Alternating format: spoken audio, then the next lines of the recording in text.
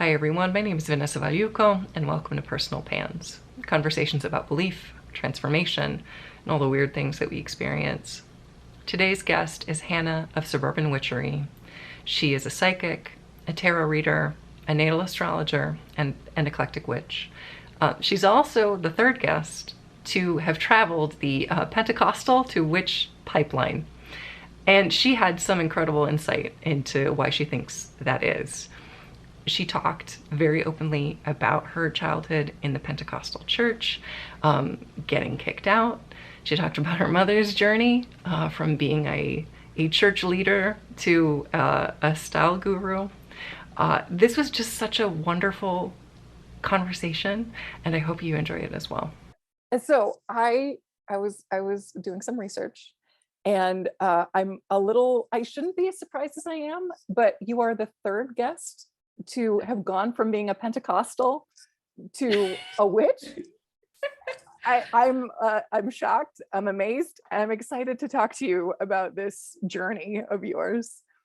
Oh, the pipeline from Pentecostal to witch is much more like not valid, but it's much more prominent than people realize. And I have thoughts and I have opinions onto why, but I mean, I can only speak for myself, can't I? Of course, yes. But yeah, personally, I think the Pentecostal church specifically, so evangelical Christianity and the Pentecostal church is the most psychically active church that there is. And so there is a lot of crossover into the work that I now do, because it is not that far from what we used to do in the church. Like, it is really pretty much the same, just with a different title. Instead of saying that I have the gift of prophecy, which is what I was told as a child, I'm now clairvoyant. Like, there's a word for that. We call it psychically clairvoyant, right? But if you say that in the church, whew, you will get like yeeted out of there so quick. You bring up such a good point. The episode hasn't gone up yet, but I had an interview with my friend Holly, and her dad is a spiritualist. I don't think they're Pentecostal, but they are evangelical. And like, I was talking to her about how wild it is to me that there are all these things which are clearly witchcraft, but as soon as you say it's Jesus, it's fine. You can read people, you have the gift of prophecy, you can, imagine future events, you can, again, your psych is, all of that is fine if it's Jesus. If it's not Jesus, it's witchcraft, it's evil, it's literally from Satan. It's like, from the devil. From the devil, the literal devil. And that's so wild to me. It's like, but it's the same process. It's like you said, it's just being spoken of with different language. Who you are hasn't changed. Yeah, we have the Bible, right? And the Bible is, like, firstly, it's a very powerful book of magic, and a lot of witches and occult followers. What do you call them? Occultists. There's a word for that. Yes. A lot of occultists will utilize the Bible in their own rituals, spellcraft, and that sort of a thing.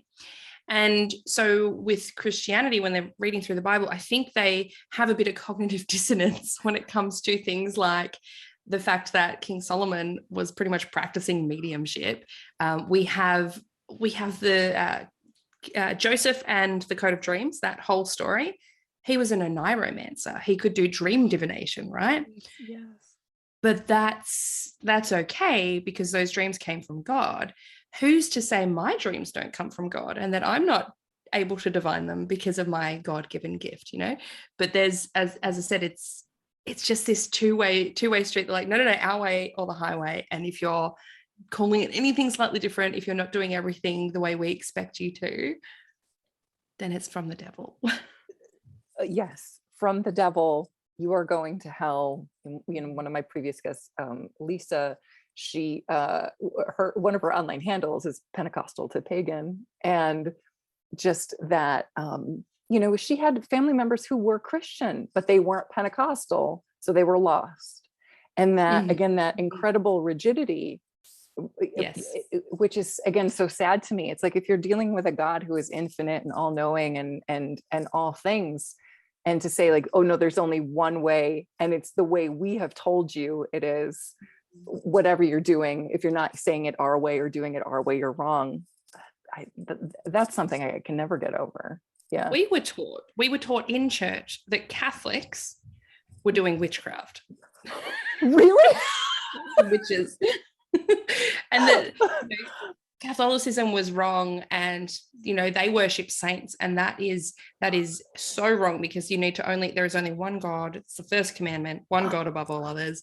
Do not worship any other God before me, which they've put saints there, right? Or they worship the Mother Mary, right? So the fact that there was a feminine icon to worship was poor. Hell no. Get that out of here. Exactly. It's a masculine religion. Exactly. It's a masculine religion. We're not even going to take like birth out of it. It's like, it's everything, life, blood, birth, it only through male figures, right? Not removing women from any position of power. This is so fascinating to me because my mom grew up Catholic, but she's evangelical. And so I've heard this idea of, the idolatry of the saints, and also, you can only achieve heaven through faith, not through works. And Catholics think that you can only achieve faith through, or heaven through works.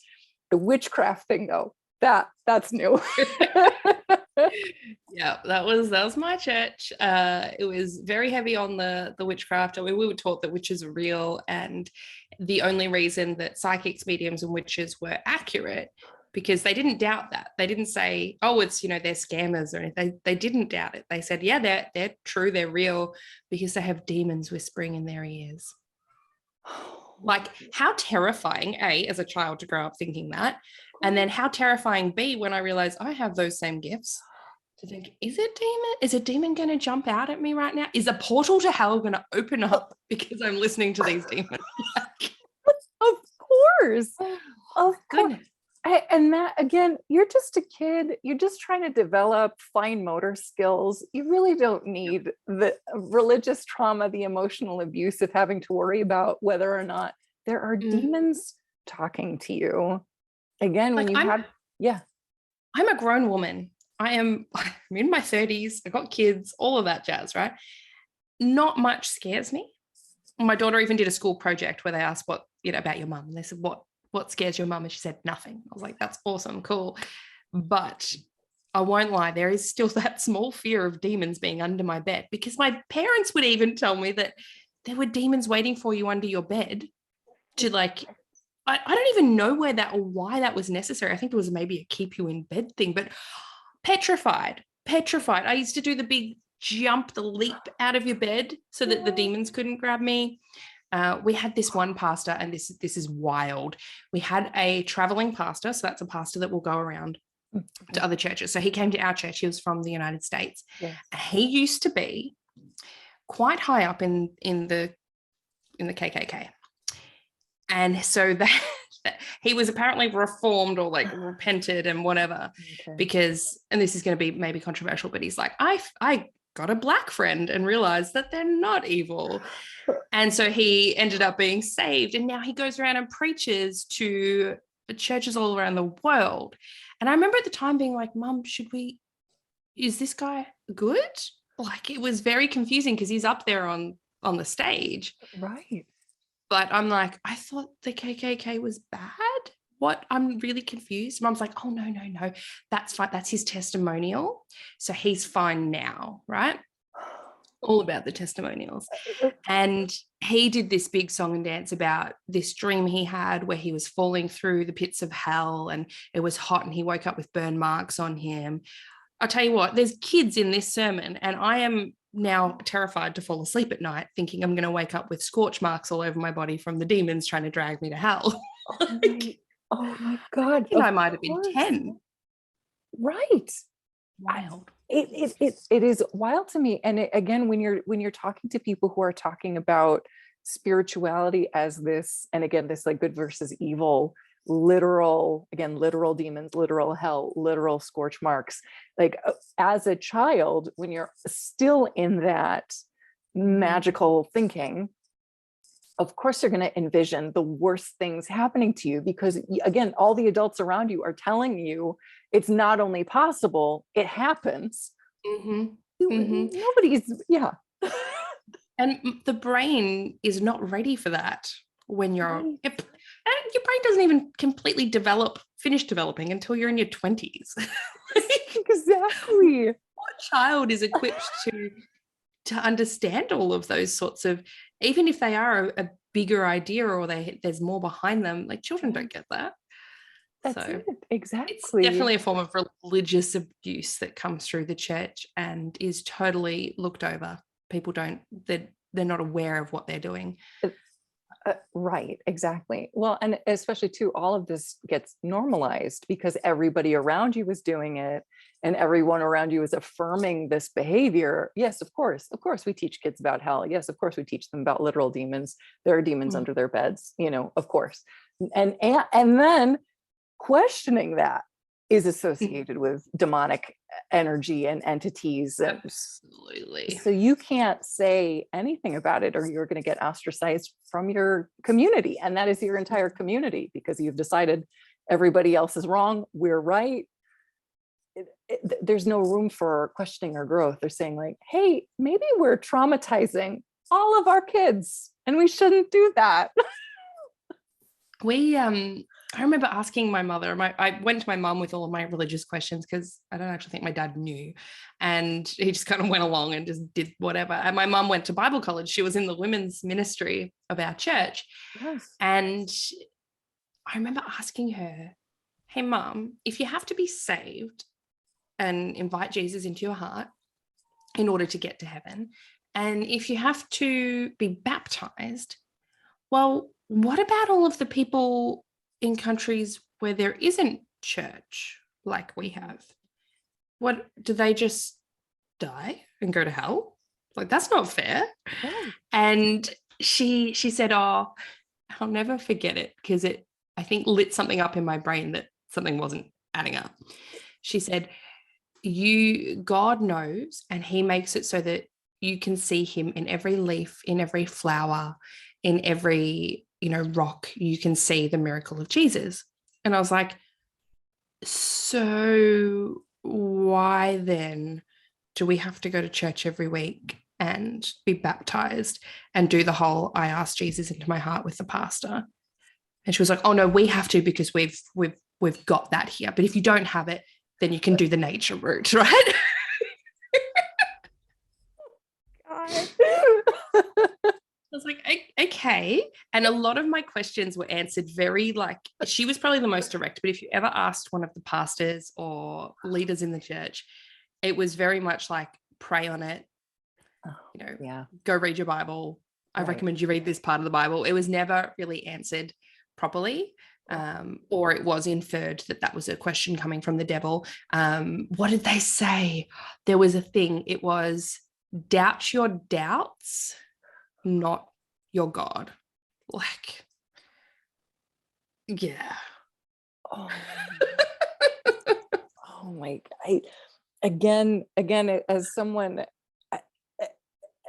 somebody who is very comfortable with ambiguity, who I think that the questions are more important than the answers.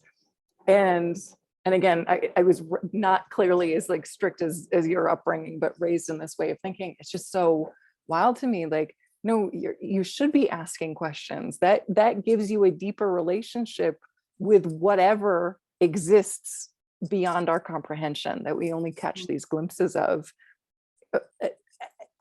That's like closed loop of logic to me is very terrifying, and I think can lead to some pretty dangerous beliefs and behavior, and like you said, traumatizing actions. Absolutely. Yes. Honestly, that's why you get, and we see it happening in the States. I mean, I have a view from obviously the Australian point of view, but people can become almost radicalized Christians, and they're very easily radicalized because they're not asking questions. They're not questioning authority. That's not part of what they're raised in. They are taught to listen and to do things in the word of God, in the name of God. And if it's in the name of God, it's correct and it's right. And that's where it gets really, really dangerous. And yes, like we went to a Christian school as well. So my Christian school taught creationism. It taught that evolution was not only a myth, but it was evil to even think that. And I remember asking, I mean, I have some Aquarius placements, so authority and I'm an Aquarius, so I understand. Aquarius rising. And so, but I'm a Virgo sun, so I very much wanted to be like this teacher's pet and get everything right. But at the same time, I was like, hang on. So you're telling me. Yeah, wait a minute. Yeah. I remember asking, well, couldn't they both be right? Couldn't God have been so wonderful and brilliant that he created evolution? Wouldn't that make more sense? I was literally, I had to go and sit outside the classroom. Get out, Hannah. Get out, sit down, think about what you just asked. What? Okay. I guess that was the wrong thing to ask. So you're villainized for questioning anything that's taught in the school. That and you know, again, I'm seeing this, I'm in the US, right?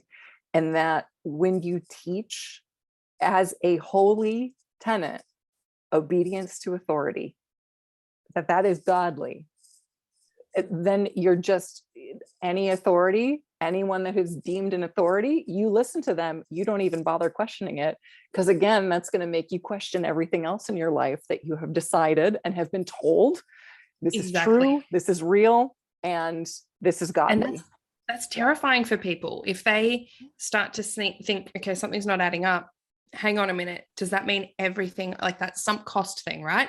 Hang on, I've dedicated and devoted my entire life to this. Yes. That's too scary to even consider. I'll just continue as I am. Yes, exactly. Yes. And that constant, like, having to double down, because again, those doubts, those thoughts, those are demonic. We need to purge the demons from our own mind. And so you have to, whatever you can do to tamp that down, to double it down.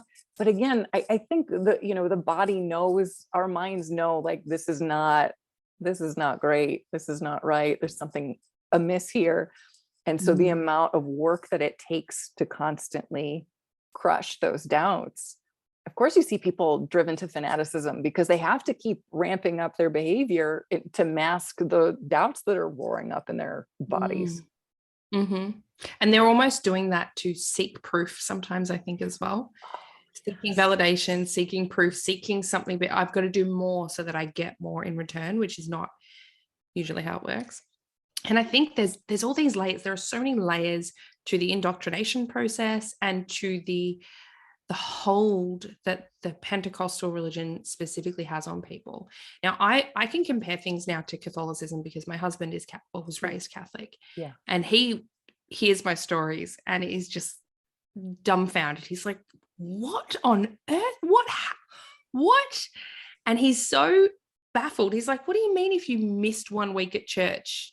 That was like the worst thing in the world. I was like, yeah, if you missed a week, even if you were sick and on your deathbed, if you missed a week of church, they would start talking about you saying, oh, they must have backslidden, which was like the worst thing you could be called, a backslider. Oh my gosh. So there's that aspect. There's the social aspect of shame that comes with it. Mm-hmm. Then there's that authority stuff. And then there's the fear that comes around the demonic whisperings in your ear, and you can't, the distrust of your own self, your own gut instincts, your own questioning, being taught not to question. All of this, it just all seeks to be all these levels that you can't then escape from. And it makes it so incredibly tough to get out. And the community as well. And unfortunately, the community that comes with the church is not there for the community. It is not there for each other. They are doing the community aspect stuff. They are doing the bonding and the group stuff. All of that is for God. It's not for each other. So it falls away to nothing as soon as someone goes through a hard time, or as soon as someone leaves that church or chooses a different church, it disappears entirely. So there's all these layers, and I'm lucky and thankful that we got kicked out of our church, because I think it would have been otherwise impossible to leave and impossible to explore other areas and interests and things that I now get to do. Again, I'm so glad. I'm always amazed by people who leave, because it's funny, we're talking about placements. So my mother is a Virgo, but her moon is in Aquarius. So she doesn't do anything. She does things her way, and they're not like anybody else's way in no one else in the world.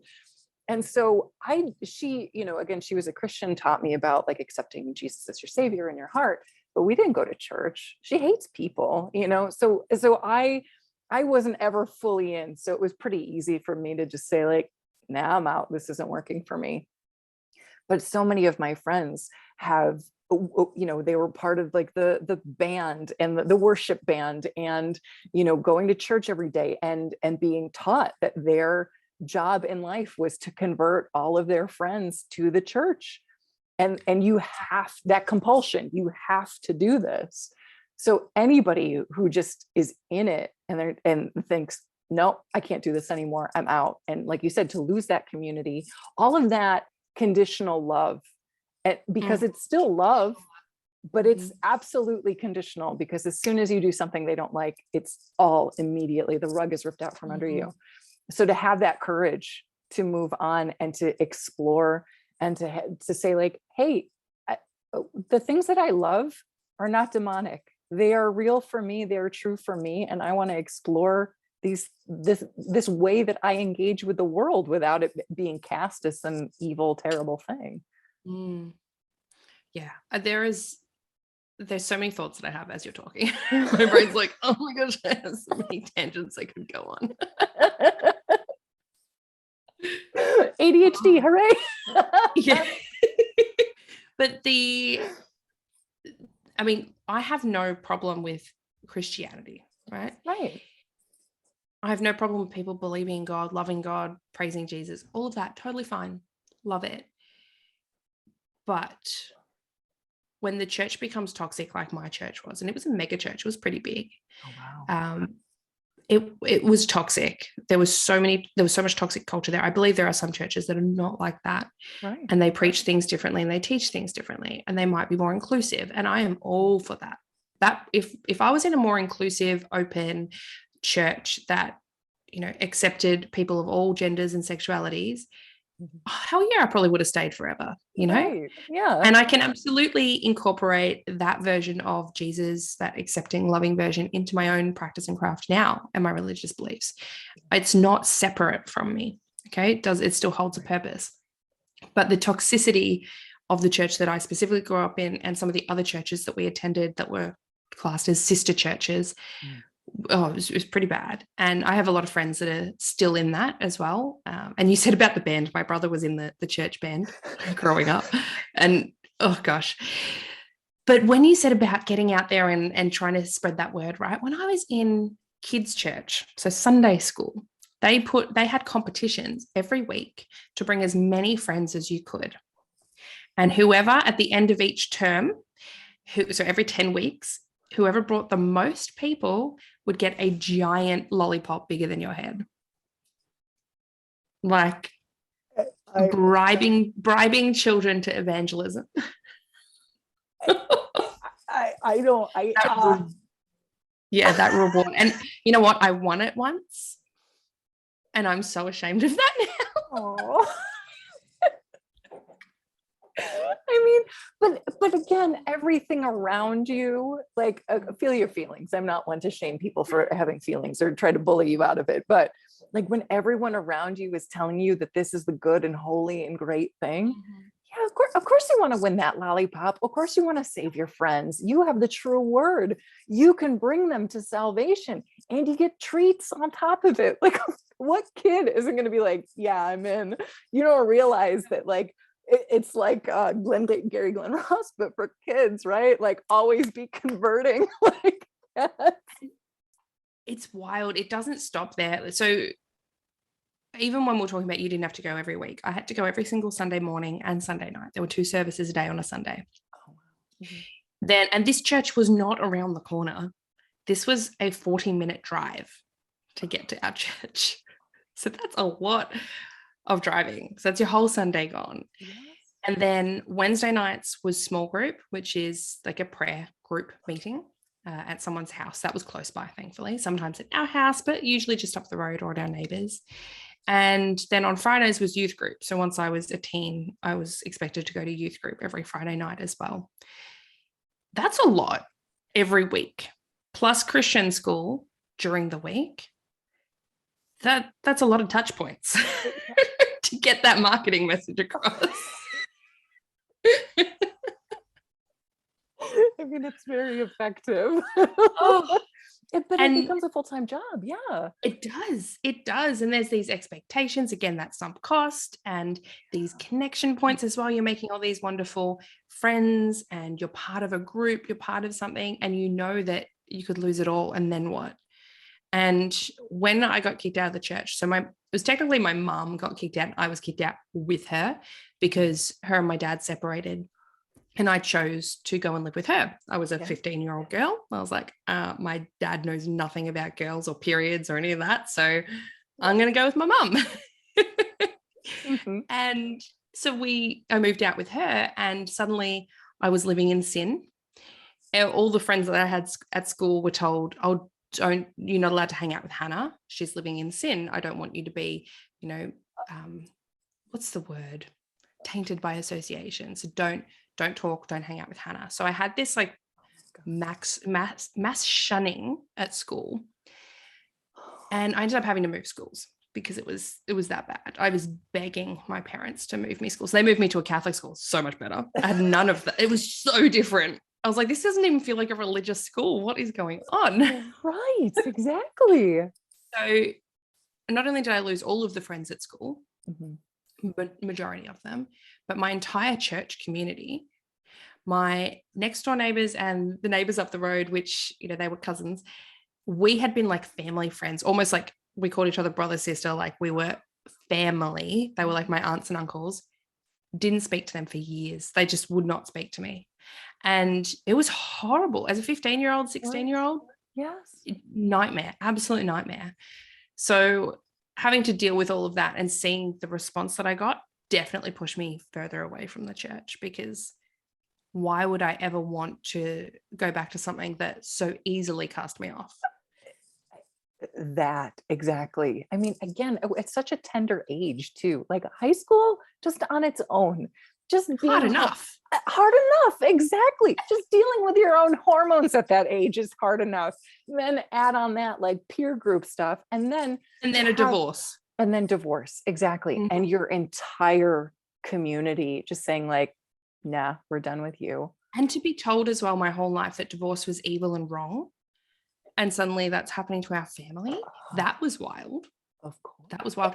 And it is interesting. So my mother, as I said, she went through Bible college, and I reckon she probably graduated when I was maybe 9 or 10. And she'd said later on, she never said it when they were still in the church, but she said it since, that most of the people that went through Bible college came out not Christian anymore, because they understood the Bible and how it was written, the context that it was written, how it was created. The Bible is not the word of God. The Bible was, firstly, so many more books than what you have in the end. And the Bible changes. So depending, like, I think it's the Ethiopic, the Russian Orthodox, and the Greek Orthodox, potentially the Catholic as well, have the most books. Then the ones that our church approved of had less books. There were fewer books, and any books that weren't in that approved list were wrong and evil, again, from the devil. Easy scapegoat. And then you have the Jewish text, the Torah, which is just a few books from the Old Testament. So that is the smallest.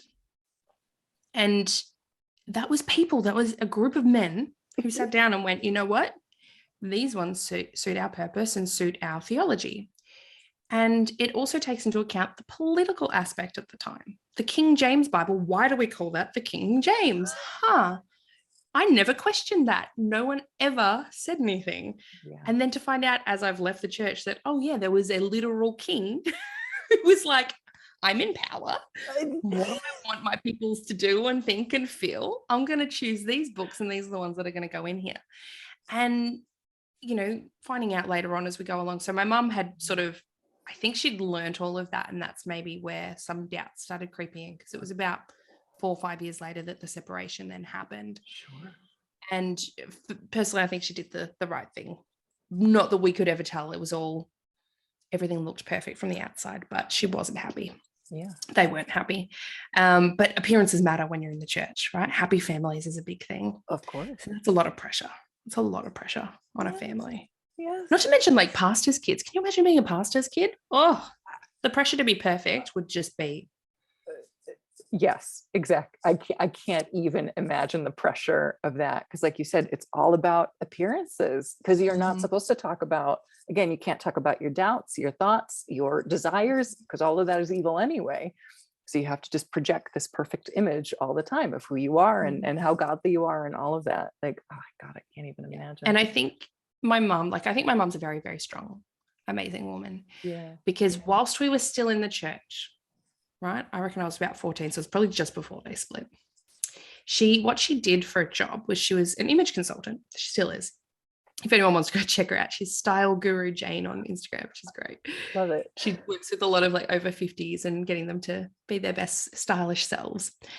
And so she's a image consultant. And, think about what not to wear, that show. Goes in, helps people go through their wardrobe, get rid of what doesn't suit them, takes them out on shopping trips to buy things for occasions or just their wardrobe, depending on their body type. And she started getting a lot of clients who were transgender. And a lot of them were male to female transgender and wanted to look more feminine in what they were, like, I'm self-conscious about this area of my body. How do I hide that? Or how do I accentuate my hips? Or how do I do this? And she was so open, and she just took them on as clients and treated them like normal people, which to me was like, hang on, that's not what we're taught. And she's like, well, they want help. She said, I don't see anything wrong with helping someone who wants some help. And she'd listen to their stories as well about how they felt or how horrible life had been before transitioning, and how close they might have been to suicide and those sorts of things, and how brave they were to then be their true selves. And so I think that's where actually a lot of things started to unravel for her. Of course. Because we didn't have any, I guess, contact with anyone who was different. The church was, whilst it was racially diverse, which was great, Australia is very multicultural, there was no gender or sexuality diversity whatsoever. There was one women's pastor who, I think she was found out to be grooming young girls, and they literally just were like, oh, two wrong things there, homosexuality and potential pedophilia. All right, we'll just move you to a different church. And no one said anything, right? It was just swept under the rug. Yeah. I have so many stories like that. Because again, it's the image, right? Sorry to interrupt, but we can't let people know that this is happening. So we just have to hide this person. Oh yeah, there was like it didn't happen. So many people like that, usually in leadership. And I only know because my mum was in leadership. So there was oh yeah, we all knew about that, but we had to just like, oh, they've decided to move on to this lovely church over here. And I don't even think they ever told the other church what happened. And there was that's not the only instance of pedophilia going through that church. And we think it's all the Catholic Church, right? No, it's not. It's most positions of power. It's just people and men in general. Not all men, I know, but a lot of those ones in power. Again, structures of power that are built, again, when you're dealing with an organization that is built off of not questioning, not talking, not feeling your feelings, not thinking, and then you have this hierarchy that's put on top of it. And it's like, well, we have to follow the word because these people are inspired by God and we can't doubt God. God chose them for a reason. And also, when you have a theology that's built around God puts suffering in your life to bring you closer to God, any trials that you get put through, you've decided that those are God-given as well. And you just need to keep your head down and get through it. One of the best quotes ever was, God will never give you more than you can handle. Like, I'm sorry, Janet. I'm guessing you've never gone through cancer or lost a husband or, what? Right. Thank you. Yes. So what about the people that are, potentially having to go to hospital for mental health reasons? Are they handling it? I don't think so. So did God give them more, or does just all suffering just come under like it's all good. It's part of his.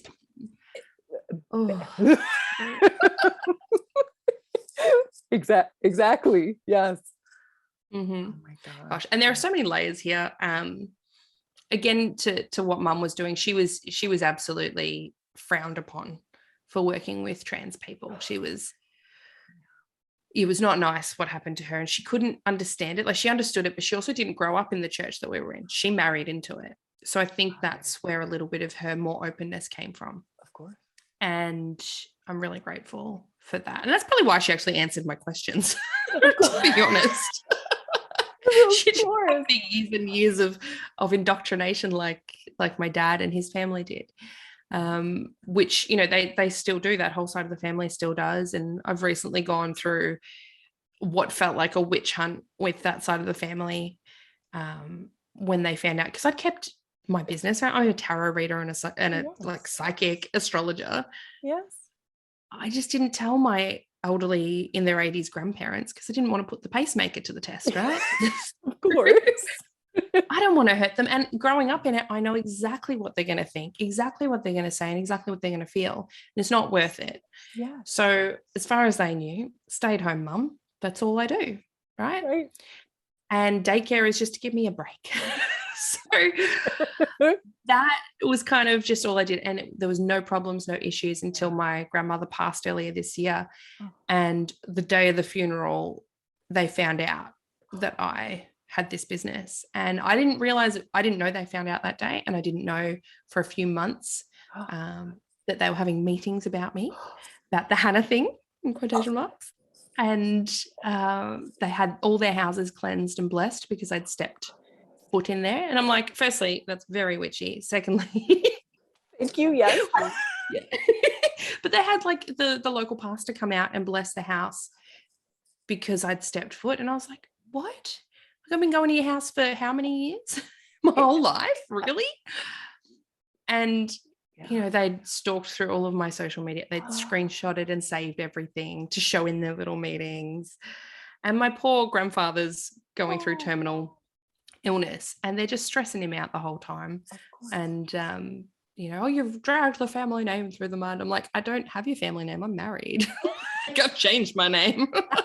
Yeah, I took another name. Thanks. But it was, you know, like, I'm making a bit light of it, but it was pretty tough to go through that after already having done that, you know, in my teens, having that shunning experience, and now it's happening again.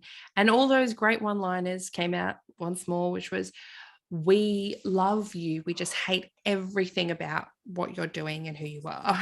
And the hate the sin, not the sinner. Like, right. No, these are not helpful. Oh my, again, like, how is this? I think about this all the time in terms of, you know, Jesus and the Sermon on the Mount, and love others as you love yourself. And, you know, like, if your center of purpose is not rooted in that love, right? What are you doing? Really, what are you doing? That is so horrifying to me. Again, well, we hate what you do at every aspect of how you built your life. We care about you, though. It's like, no, you can't separate those. You can't separate it. Exactly. Like, I am what I believe in and what I do, right? And I tried to explain it to my husband, right? He's in the Air Force. And I tried to say, can you imagine if your family was like, you know what, Ben, we hate everything about the Defense Force and, you know, military life. We hate everything about that. Can't stand planes. Think they're disgusting. They make us really sick to our stomach. The fact that you even go in a plane, disgusting. We still love you, but we don't want to hear about your job. We don't want to talk about it. Do not bring your uniform into our house, or we'll have to get it cleansed. Like, can you imagine how that would feel? And he's like, but that's so ridiculous. It's so conditional. I was like, yes, exactly. That's exactly what it is. Exactly. And it sounds wild with anything else, right? Wild with any other example. And they would agree. But as soon as it's anything like psychic, spiritual, whatever, they're okay to have those opinions and those thoughts and to act like that, right? That's what I mean. It's not even just, like you said, they have the thoughts and then they also say it to your face. Yeah. And fully believe they're in the right saying this to you.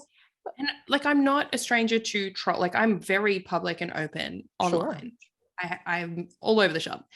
And so I get a lot of comments, especially when maybe one of my TikTok videos ends up on the wrong side of TikTok, or someone comes across my YouTube channel, because I do have a video there talking about my journey from Pentecostal to witch. And I get some comments from Christians. And I won't lie, they're usually not nice. They're usually quite mean. And firstly, I look at it like, they're not my family saying that, right? That feels different. When it's someone on the internet, I don't really care. Yeah. And I'll often engage because I'm a little petty like that. So, firstly, if you're trying to convert me, you're going about it the totally wrong way. Like coming at me, telling me how evil and wrong I am, not going to help. Secondly, coming from that, I understand exactly why you're doing it, and you are not doing it to save my soul. You're doing it to save your soul. So it's really quite selfish of you to come onto my page and say this.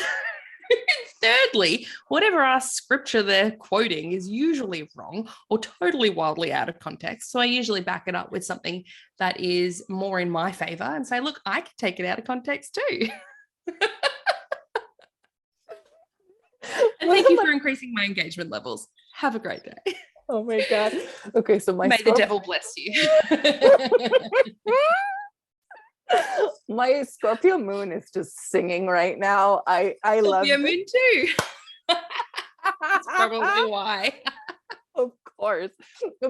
One of my best friends is a Virgo too, and nobody dresses down another person like a Virgo. Just oh, here, let me tell you scripture and verse why you're wrong. I've thought a lot about this, more than you have.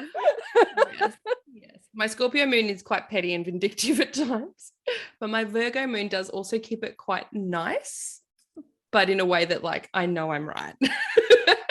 Of course. Virgos always have receipts and sources. Like, do not fight a Virgo on anything. Absolutely. Oh, yes. And even recently, so there's a wonderful Christian lady who works with pregnancy herbs. So herbs to, drink teas when you're pregnant, or to use for yoni steaming and like all the super crunchy stuff. I love it. And I used all of that whilst through both of my pregnancies and postpartum, and still just now, because she has a beautiful moon cycle tea. It's great. So, and she's Christian, and she often has to put up posts saying, I am not a witch, I am a Christian, because a lot of people think the fact that she does herbalism automatically makes her a witch. She's like, no, I'm using, God's gifts. And she's a beautiful example of a Christian as well. And having those Christian values. And she'll get a lot of hateful comments on those posts that she does. And one of them came up and responded to me, because I was on there with my Suburban Witchery account, saying, I love everything about this. You bring me so much hope for Christians.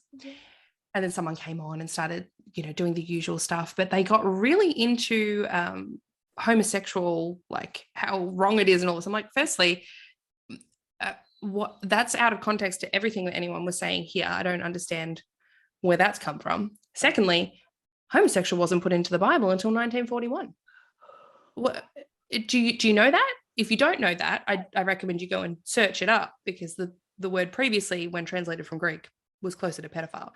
And if you do know that now, go and look it up, and maybe you can start to see why these things don't really line up to Christ's teachings of loving everyone. She did not reply.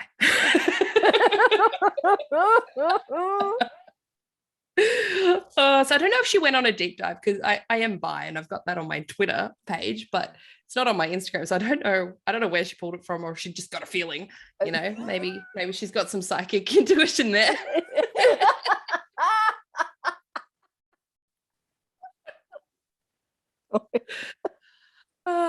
Amazing.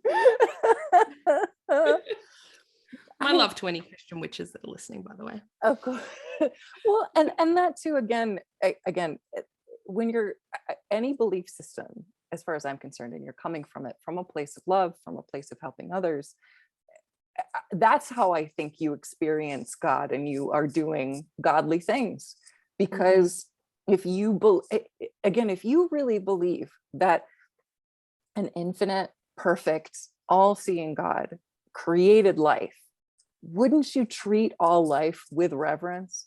Even if they don't believe in what you believe. Again, my mom's Christianity was about caring about people, again, loving people. That's how what I grew up believing, right? And so, and if you want to, again, that like life witnessing thing, if you really believe too that your job is to share the gospel of Jesus with others, isn't that the best way to do that? The most effective way to be loving, to show what God has done in your own life in terms of opening up your heart and being kind to people. When you see people leading by example. Leading by example, exactly. When you see people being cruel online, it's like, does this really line up with what you think your eternal perfect God wants for you? Wants you to be petty? Are people watching that going, hell yes, sign me up? I want to be mean to people on the internet. That looks like fun. Exactly. Oh, is this my duty from God? Yes, of course. And look, I look at it, and there is that compassion in me as well. I know that the people who do that, it's usually because they actually are really unsure themselves. Like we were saying earlier, there is usually a deep-seated fear and doubt there. And that's why they're super vocal about it. And so it's coming from a place of hurt or pain or insecurity. And I get that. But that doesn't actually mean you can still go and be really mean to people. This doesn't, rationalize behavior. It's still usually an adult. But personally, when I was in the church, whilst I was being brought up with all those, morals, and that's one of the things. They're like, how can one have morals if you don't get raised in this? It's like, I'm pretty sure most people know, like what is that law? There is a law about morals being inbuilt, almost like they come from just us. And that's usually, I say, evolutionary, because if you go around killing everyone, your society will not survive. So exactly. But when I was in the church being taught all those values, good Christian values, I actually wasn't a very nice person. And whilst I was a teenager with a Scorpio moon, so that has an influence. But I wasn't really a very nice person. And I was quite self-absorbed and worried more about what people thought of me than anything else. Right. And growing up does change that. But I also think getting out of the church changed that, because a lot of the people that I still know in the church are still like that.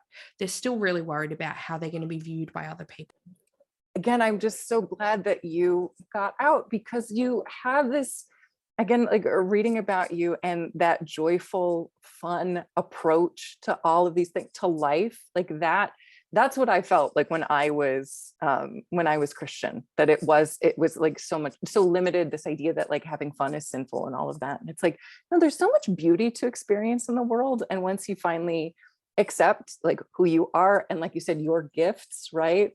That gift of prophecy that now you have understood in terms of psychic and clairaudient and things like that. Like you get to have fun and experience the world in this incredible way, and experience those gifts, as opposed to something that you're not supposed to talk about or think about or feel, like I know you're a tarot reader, and I also read tarot, and my mom, anytime I try not to talk to her about that, but anytime I do, like, is that demonic? Like, I'm not opening a portal to hell, they're cards, My mum is my biggest client. Like, I reckon I do a reading for her every week. She's like, hey, there's someone at work that I'm just having, can you just pull some cards for me? I love it. I love that. And she has started doing these fashion astrology posts where she does this, every new season. So, Cancer season, this is what a Cancer might wear. And so we sat down and I went through like, okay, this is sort of the aesthetic or the vibe for someone who might be a Cancer. And this could be, their rising, their sun, their moon, different stage, but just general sun sign stuff, which is probably all you're going to be doing. Just do it like this. So she's done these little posts, and I think they're so beautiful and adorable. And she's totally open to everything that I do. I think mediumship still scares her a little bit. Sure. And I get that. And people can be often scared of that. But not everyone has to be open and accepting to all sections of it. That's okay. People who are not Christian can be like, oh, mediumship's a bit out there for me. Totally fine. Totally fine. That's exactly it. I when I started doing tarot, I would just do parties, and I mean, people from all walks of life, and there were people who are just like, nah, and not Christian, just like, no, I'm not touching this. I was like, Mhm. I only want you to do this if you are comfortable with it. And you, again, joyfully want to do this thing. Otherwise, I'm not going to force anything on anyone, especially when it, like, again, I've got a deck literally right next to me. Like it means a lot to me. Like I want to share this beautiful thing with you. I don't want to impose this thing because I think you need a reading, or I think I have knowledge that you have to know. Like if there's something you know, oh, go ahead. My in-laws, they're Catholic. Mm. And so my mother-in-law, the very first time, I was like, did you want me to pull your card? Like, you don't have to, but I've got them out if you want me to. And they're super supportive and accepting of me. But she was like, I'm a bit scared. I'm like, that's fine. She goes, maybe just one, just one. So we just pulled one. It was just about finances, like nice and safe. And since then, she's had a couple extras here and there, but it's still a bit scary for her. Whereas my father-in-law, my goodness, every time we go and stay, so however frequently that is, maybe every twice a year, 3 times a year, he's like, all right, Hannah, I'm getting out the candles. He'll go and light a candle. He'll turn all the lights off because apparently we can't do tarot readings with the lights on. He gets his piece of paper out with all his pre-written questions he's been thinking on for ages. And we sit down and we pull cards for like an hour, and he writes notes and he takes photos of them. He's like my ideal client, to be honest. He's so prepared. And I always say, I'm like, are you sure you're not a witch? Because I think he might be. He's still very Catholic, but he's got a lot of, talismans, and he'll often buy me like rosary bead bracelets when he goes to Israel and things. And I love them. I think they're super special. Of course. And he's got shells and feathers everywhere in these like collecting little things, and it's totally witchy. I was about to say feathers and shells, like that's my barometer. As soon as people are like, oh yeah, I collect rocks, I collect shells, I collect feathers. I was like, oh, do you? Really? That's intriguing. Exactly. Oh, and also I meant to say earlier when I was talking about the gift of prophecy that I had in the church. So with our church, it was, during the service, they would have a call to the altar. And so you go up and would pray at the altar, and the pastor might come down and pray with you. And they would have people like catchers standing behind you in case you fell backwards, because that was expected and something that happened. And I do think there was a lot of that like fervent prayer that then can induce that. I do think a lot of the time you'd feel the pastor like really pushing on your head, like go on, because that was almost a symbol of their power. They'd come and pray for you, and that's when you fall. So, but during one of those calls, I was about 5, right? So a 5-year-old going up to the call for the altar, and I had a vision, and that vision was of me in what in my 5-year-old brain I perceived to be a different country where people looked different. It was like the World Vision ads. I don't know if you guys have World Vision. It's basically you sponsor a child and feed them for one of those child sponsorships.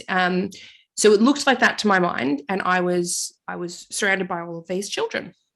And I remember coming back out and saying to Mum, I saw this thing. I told the pastor as well, and they said, gift of prophecy, and I interpreted it as like, I'm going to be a missionary. That's what I'm going to do, because why else would I be in a country like that? Obviously, that's my God's purpose, right? I'm praying to God, so my purpose is to go there. And it wasn't until I was, how old was I? 20? I was 20. And I was teaching English in Cambodia. And I had this like flashback moment where I went, oh my gosh, this is that vision. And it was this wild clarity moment. And this is before, I was 20. This is before I'd started my business, had never had a tarot reading yet, had not delved into that side yet. It was sort of the beginning steps. And it was that realization of, I misinterpreted that. I am working and traveling through Southeast Asia. I'm not a missionary, but it's still the same thing, right? It's the same vision. So that was wild. That was fun to have that realization. And even at a young age, I was told that I could, interpret dreams. So people were like, I had this weird dream. I'm like, oh, what was it about? Oh, that's because of blah, blah, blah. They're like, oh, cool. That's great. And I could always remember my dream. Every single dream that I had. I still remember dreams from when I was 10, 11 years old in perfect clarity and detail. And so that's always been sort of that skill. And they call that the gift of prophecy as well. That sort of all goes together, those ones. And there's lots of other gifts. There's the gift of tongues, which you were expected to have once you'd invited Jesus in and been baptized. And now I see that as light language, similar to like a lot of people in the New Age community that do light language. For me, it is almost like an opening yourself up to whatever it is coming through you, whether it is God, source. I don't think the words themselves matter. I think it is the energy that comes through those words, sound, and the sound waves that come from that and the frequencies. They are powerful. We know they're powerful. We know that they do things. So I think all of that it works in somehow. I don't know fully exactly why, but I relate speaking in tongues and light language is pretty much the same thing. And I do think it can be healing. And I do think that it can be a really great way to connect with a deity or with God or with source as well. Yeah. This is some extra insights there. I love it. Well, I love that too, because it's that, again, when you're in the church, when you're a Christian, everything is filtered through that lens. And once you are able to step outside of that, you see all the connections between practices that happen all over the world and have similar results that produce similar states within the body, and understand, again, like it's different aspects of this kind of greater system that's happening out in the world. And I think it helps as well, because when I left the church, right, when we were kicked out, I'd had all these experiences and I'm like, were they wrong? Were they real? Was it made up? Like, it was all these additional doubts, right? Or is it just me? Am I just a bad person and that's why I'm not in the church, right? Because you're told you're a bad person from the very get-go. You were born covered in sin, basically. Everyone is a sinner. So there's all that guilt and shame heaped on, and gosh, not even to mention things like purity culture and everything else that comes along with the church, and the emotional manipulation that comes with even just the music that they play, the way they call to altar, what did someone on TikTok called it? They called it something, cry night voice. They said, I don't know if it's a real thing or if she made it up, but I'd never heard it. And she was like, oh, pastor's talking, cry night voice. And I was like, what's cry? Like cry, C-R-Y, and then night, like night and day, cry night voice. And then she said, I do it to my husband to be funny. And like, I wish I could remember which lady this was, but she says, I would like to offer you a drink.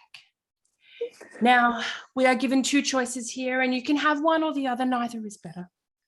But I offer it up to you today. If you would like the Diet Coke, or if you would like the Sprite, which one does your heart call? Like, that's how she speaks. And I'm laughing hysterically because it is the way they speak, and they do it for a reason. There is that they're trying to induce tears and emotional response. There's so much emotional manipulation, and not to mention when you go to things like a youth group or a youth camp, you're literally expected to be like sobbing and in tears because of the sermon, and then you all bond together like this big trauma bond at the end. Oh my God. And I still do, to this day, I'm like, the people doing it, right? Because we often talk about like, oh, they do this and it's manipulation and blah, blah, blah. The people actually doing it, though, I don't think they are cognitively aware of what they're doing. It's just how it is done, and it is what brings about the results. And so it just keeps getting done and perfected and passed down to the next person that steps into that role. Well, like we keep saying, like, all of that gets normalized and packaged as being godly. So of course you're not going to think it's manipulative. Of course you're not going to think it's evil. Of course you're not going to think about, again, like trauma bonding or things like that. Well, this is God. These are God gifts that God has given us to bring people into the church. We're not going to question that. I wouldn't even know the word trauma bonding, because psychology was looked at as not necessary because you pray away anything that comes through to you. Right? And we would have counselors at church that you'd go to when you're having a hard time. There was no confidentiality agreements. There was, they were definitely going and keeping notes on everyone. I guarantee it. talking to the other pastors. Everyone knew what was happening. You were kind of expected as well when they're like, oh, come, let's go have a chat. You're expected to go and to talk to them and to open up to them and to bond with them in that way as well. And then they had that information. It's very like Scientology, right? They know the stuff, so then you can't leave. I don't know if they would. I don't know if they would put it out, but you know that they know, so then you can't. It puts more of that fear and that power imbalance in there as well. Yeah. And they had no right to be counseling children, teens going through crisis. And, you know, I had mental health issues and they're trying to help me through self-harm. Like they're not equipped for that. That's not okay. Right.